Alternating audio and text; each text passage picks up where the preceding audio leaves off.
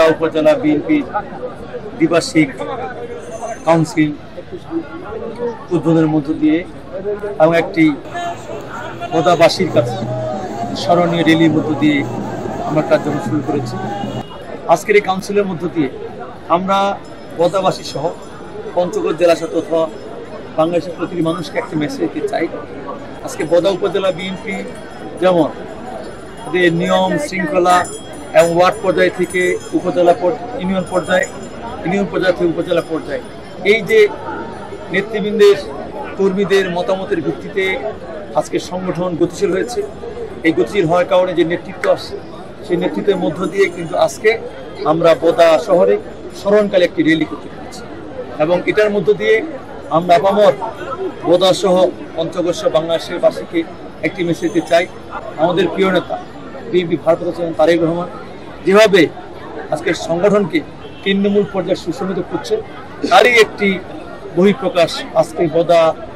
উপজেলা বিএনপি কাউন্সিলে নেতাকর্মী সহ সাধারণ মানুষের সদস্যতা এবং এই সত্যতার মধ্য দিয়ে আমরা একটু বলতে চাই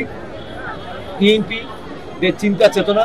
আমাদের প্রিয় নেতা তারেক রহমান যে চিন্তা চেতনা ধারণা পোষণ করে আগামী দিনে একটি বৈষম্যহীন মানবিক বাংলাদেশ সে বৈষম্যহীন মানবিক বাংলাদেশ গড়ে তোলার ক্ষেত্রে আমরা প্রত্যেকটি নেতা এখন ঐক্যবদ্ধ। একনল হ্যান্ড ওয়াশ 100% প্যারাবেন ফ্রি, তাই নিরাপদ হাতের জন্য আস্থা রাখুন একনলে। এবং এই ক্ষেত্রে আমরা প্রত্যেকেই এতই সজাগ সচেতন, আমরা কোনো অন্যায় কোনো অবিচার এবং দলের ইমেজ ক্ষুণ্ণ এমন কোনো কর্মকাণ্ডের সঙ্গে আমাদের সম্পৃক্ত নয় এবং আমরা ওয়াদাবদ্ধ আগামী দিনে বিএনপিকে একটি যে সময়ের কঠিন নির্বাচন হবে সেই নির্বাচনে জনগণের সমর্থন নিয়ে আমরা শুধু পঞ্চগড়ে 1 আসন না 2 আসন না এই বাংলাদেশে প্রত্যেকটি আসনে বিএনপি যেন জনগণের মতামত নিয়ে নিরঙ্কুশ সময় বুঝতে পায় সেই জন্য আমরা কাজ করছি এবং এই কাজের মধ্য দিয়ে আমরা আজকে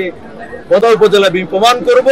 বিএনপি বাংলাদেশের একমাত্র জনগণের দল, বিএনপি একমাত্র দল যা জনগণের প্রত্যাশা পূরণ করতে পারে, যেটা আমরা এর আগেও কয়েকবার ক্ষমতা এসে প্রমাণ করেছি। ইনশাল্লাহ আগামী দিনে আমাদের প্রিয় নেতা তারেক রহমানের নেতৃত্বে আমরা সরকার গঠন করতে পারলে আমরা সেখানে প্রমাণ করব আমাদের বিএনপি 31 দফা সংস্কার প্রস্তাব দিয়েছি, সেই 31 দফা সংস্কার প্রস্তাবের মধ্য দিয়ে আমরা সেটা বাস্তবায়ন করে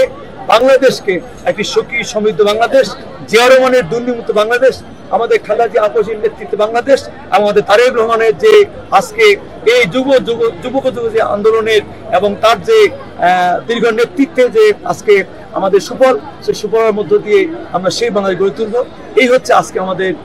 সম্মেলনের প্রত্যাশা।